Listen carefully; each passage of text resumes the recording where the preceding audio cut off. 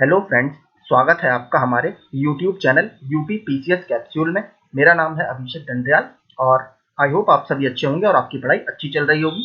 आपको पता है, कल शाम को ही मैंने वन दरोगा का जो मेंस है उसके सिलेबस का पहला टॉपिक कवर कर दिया था, जिसमें हमने राष्ट्रीय वन नीति या नेशनल फॉरेस्ट पॉलिसी को डिस्कस किया था और उसका पीडीएफ मैंने अपने टेलीग्राम ग्रुप में भी डाल दिया था, जहां से आप उसको फ्री में एकदम डाउनलोड कर सकते हैं। तो अगर अभी तक आपने हमारा टेलीग्राम ग्रुप ज्वाइन नहीं किया है तो प्लीज आप उसको जरूर ज्वाइन कर लें। वहां पर जितने भी मैं वीडियो बना रहा हूँ उसके सारे पीडीएफ आपको एकदम फ्री में मिल जाएंगे। तो चलिए शुरू करते हैं। उसमें देखिए, आज जो हमारा दूसरा टॉपिक है सिलेबस का वो हम देख लेते हैं।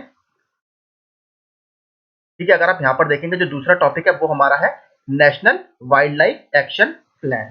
ठीक है, काफी इंपॉर्टेंट देखिए टॉपिक है। अभी तक टोटल हमारे 3 वाइल्ड लाइफ एक्शन प्लान घोषित किए जा चुके हैं। तो तीसरा वाला जो है वो अभी ड्राफ्ट है।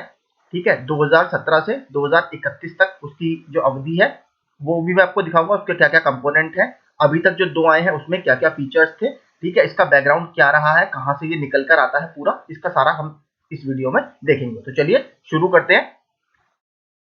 ठीक है, मैंने सबसे पहले देखिए इसकी टाइमलाइन बनाई है कि आखिर ये कॉन्सेप्ट जो है वो निकल कर क्यों आता है। तो सबसे पहले हम उसको देखते हैं। देखिए, इसके लिए हमें जाना पड़ेगा 1972 में। ठीक है, 1972 में सबसे पहले जो संयुक्त राष्ट्र है, यूनाइटेड नेशंस, उसकी एक कॉन्फ्रेंस होती है ऑन ह्यूमन एनवायरनमेंट। ठीक है, ये पहला इंस्टेंस होता है दुनिया में, यह पहली बार पर्यावरण को एक अंतरराष्ट्रीय प्लेटफॉर्म पर डिस्कस किया जाता है। जो पर्यावरण का क्षरण हो रहा होता है उस समय, या जो हमारा एनवायरनमेंट का डिग्रेडेशन हो रहा होता है, उसको पहली बार अंतरराष्ट्रीय प्लेटफॉर्म पर हम डिस्कस करते हैं और उसके बाद ही एक तरह से ये पूरा इंटरनेशनल एजेंडा बन जाता है। उसके बाद लगातार हमारे यहाँ आप देखेंगे कॉन्फ्रेंस होती रहती है, कई कई नए कन्वेंशन, ट्रीटीज या संधियां भी बनती हैं इसी, हम कह सकते हैं, कॉन्फ्रेंस के बाद। तो ये कॉन्फ्रेंस काफी इंपॉर्टेंट है और ये सीधे सीधे देखिए पूछा भी जाता है, इसलिए मैंने इसको डाला है।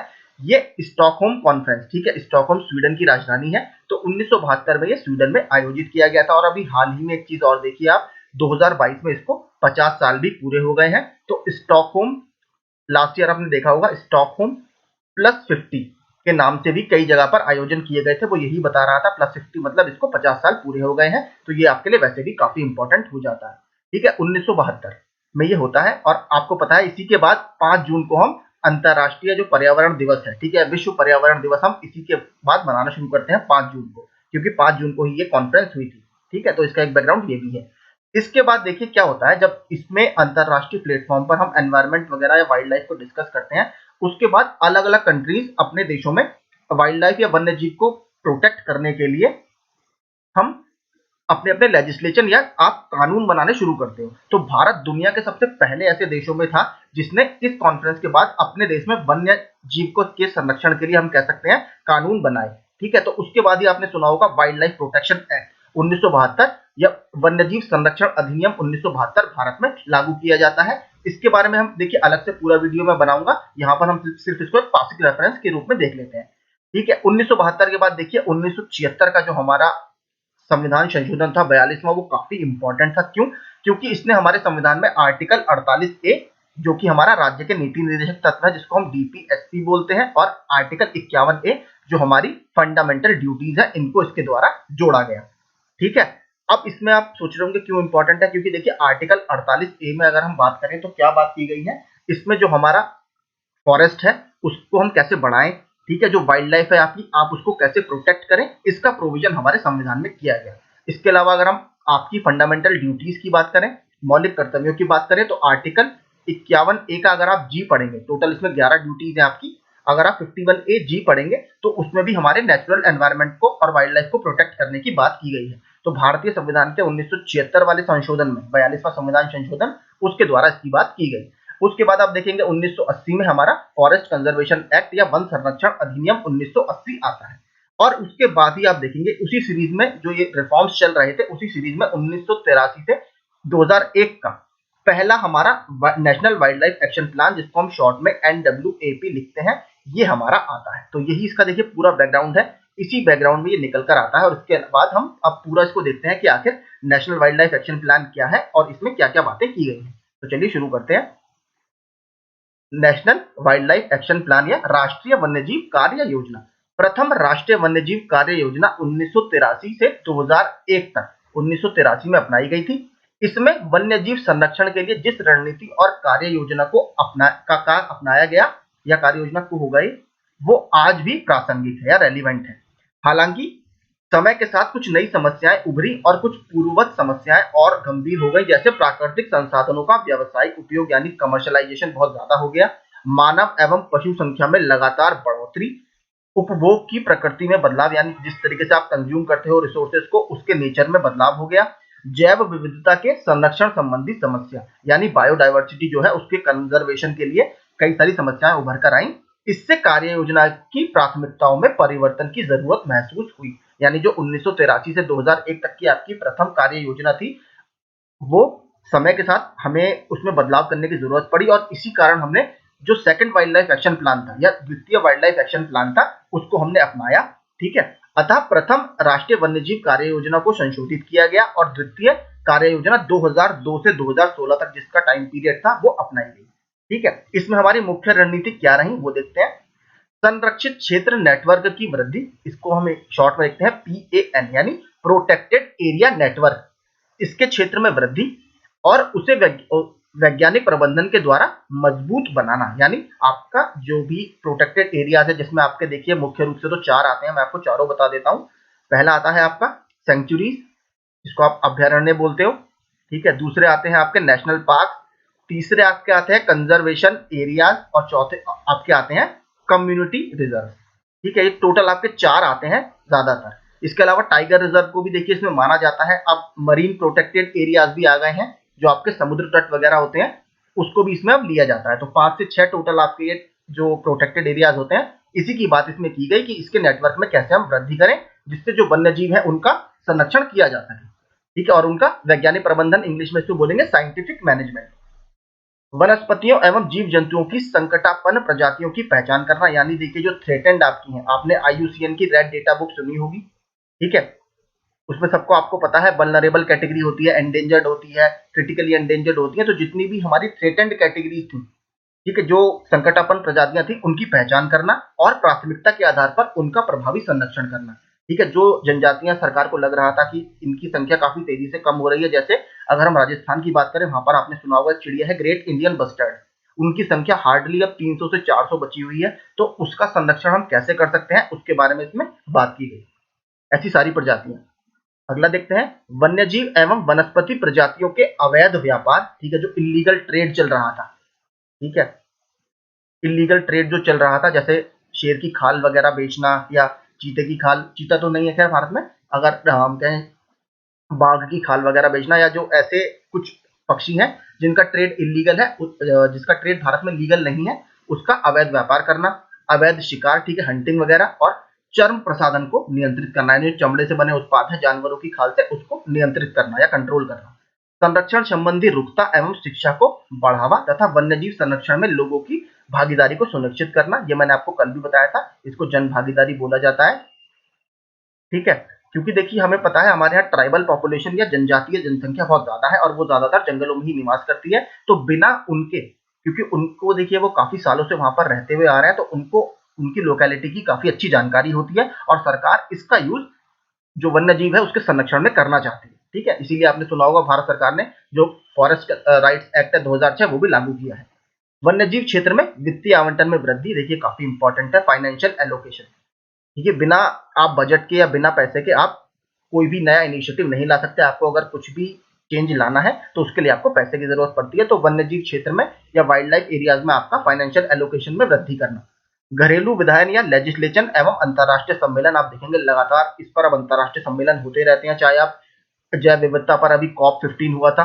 ठीक है, ये भी आप याद रखिए, वहां पर आपने देखा होगा मॉन्ट्रियल फ्रेमवर्क आपका, कन्मिंग मॉन्ट्रियल फ्रेमवर्क आपका वहां पर लॉन्च किया गया है। ठीक है, कन्मिंग चाइना में है, मॉन्ट्रियल आपका कनाडा में है, दोनों ने मिलकर ये लॉन्च किया है। तो और लेजिस्लेशन के बारे में मैं आपको बता चुका हूँ, बहुत सारे हैं। देखिए भारत में वाइल्ड लाइफ प्रोटेक्शन एक्ट है 1972 का, फॉरेस्ट कंजर्वेशन एक्ट है 1980 का, आपका एनवायरमेंटल प्रोटेक्शन एक्ट है 1986 का, बायोडाइवर्सिटी एक्ट है 2002 का। तो बहुत सारे लेजिस्लेशन भारत इस पर बना चुका है। आगे देखते हैं राष्ट्रीय वन्यजीव कार्यक्रम को अन्य क्षेत्रों के कार्यक्रमों के साथ एकीकृत करना। मतलब क्या है, देखिए जो राज्यों के प्रोग्राम चल रहे हैं या केंद्र सरकार की और योजनाएं चल रही हैं, उसके साथ इसको इंटीग्रेट करना, जिससे एक बेटर सामंजस्य आपका बैठाया जा सके और वन्यजीव संरक्षण को अच्छी तरीके से हम एक तरह से एग्जीक्यूट कर सकें। उसके बाद देखिए, अब ड्राफ्ट तृतीय वन्यजीव कार्य योजना हमारी चल रही है, जिसका टाइम पीरियड 2017 से 2031 तक है। जब डॉक्टर हर्षवर्धन हमारे पर्यावरण मंत्री थे, उस समय ये लॉन्च की गई थी। ठीक है, और इससे संबंधित कुछ महत्वपूर्ण तथ्य हैं, वो हम देखते हैं। तीसरी वन्यजीव कार्य योजना का मसौदा ministry of environment, forest and climate change के पूर्व सचिव जेसी काला की अध्यक्षता वाली 12 सदस्य समिति द्वारा तैयार किया गया था। तो ये फैक्ट आपके लिए काफी इंपॉर्टेंट है। योजना में संरक्षित क्षेत्रों में अभ्यास करने के लिए विस्तृत सिफारिशें शामिल हैं। इस योजना के मुख्य फोकस क्षेत्र वन्यजीव स्वास्थ्य, ठीक है, आपका जो वाइल्ड लाइफ है उसकी हेल्थ, समुद्री पारिस्थितिकी, मैंने आपको ऊपर बताया था मरीन प्रोटेक्टेड एरियाज भी अब बहुत ज्यादा फेमस हो चुके हैं, आपने गल्फ ऑफ मन्नार वगैरह सुना होगा। ठीक है, समुद्री पारिस्थितिकी तंत्र का संरक्षण, यानी जो आपका एक्वेटिक इकोसिस्टम है उसका संरक्षण करना। मानव वन्यजीव संघर्ष में कमी, ये देखिए ये भी आपका एक पूरा टॉपिक सिलेबस में है, ये मैं अलग से आपको पढ़ाऊंगा। इसको इंग्लिश में बोलते हैं ह्यूमन एनिमल या ह्यूमन वाइल्ड लाइफ कन्फ्लिक्ट।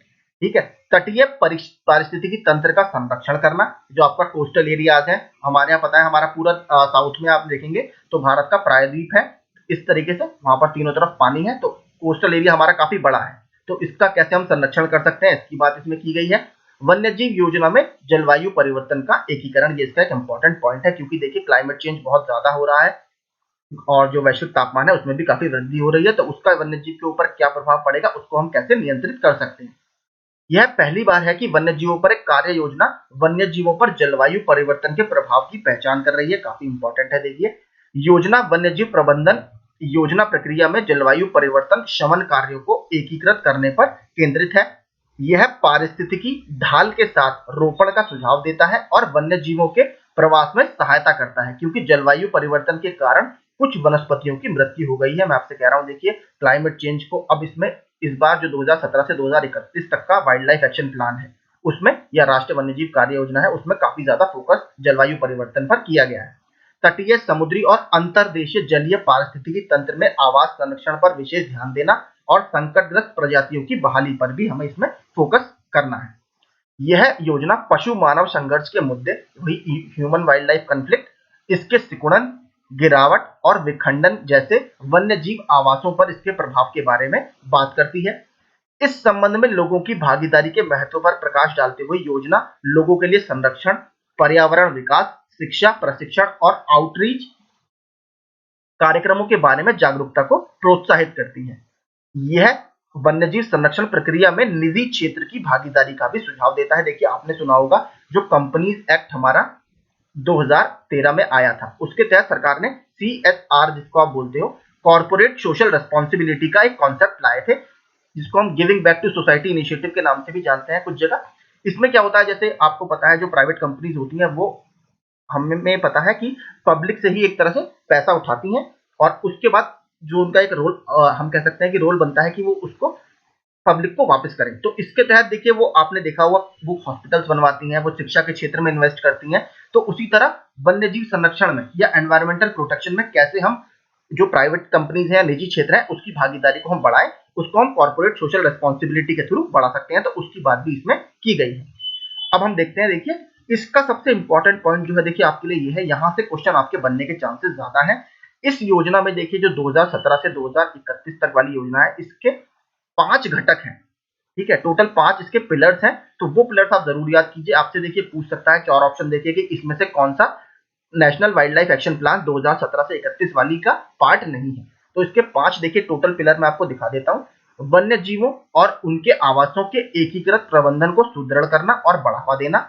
दूसरा, जलवायु परिवर्तन के लिए अनुकूलन और भारत में जलीय जैव विविधता के एकीकृत स्थायी प्रबंधन को बढ़ावा देना। इको टूरिज्म, प्रकृति शिक्षा या एनवायरमेंटल एजुकेशन और भागीदारी को प्रबंधन को बढ़ावा देना। देखिए इको टूरिज्म आपने काफी टर्म सुना होगा, उत्तर प्रदेश में पीलीभीत टाइगर रिजर्व वगैरह है। ठीक है, इसके अलावा दुधवा नेशनल पार्क है, चित्रकूट वगैरह में भी इको टूरिज्म वगैरह के लिए सरकार काफी ज्यादा काम कर रही है, जिसमें आपने रोपवे वगैरह सुना होगा, सफारी वगैरह।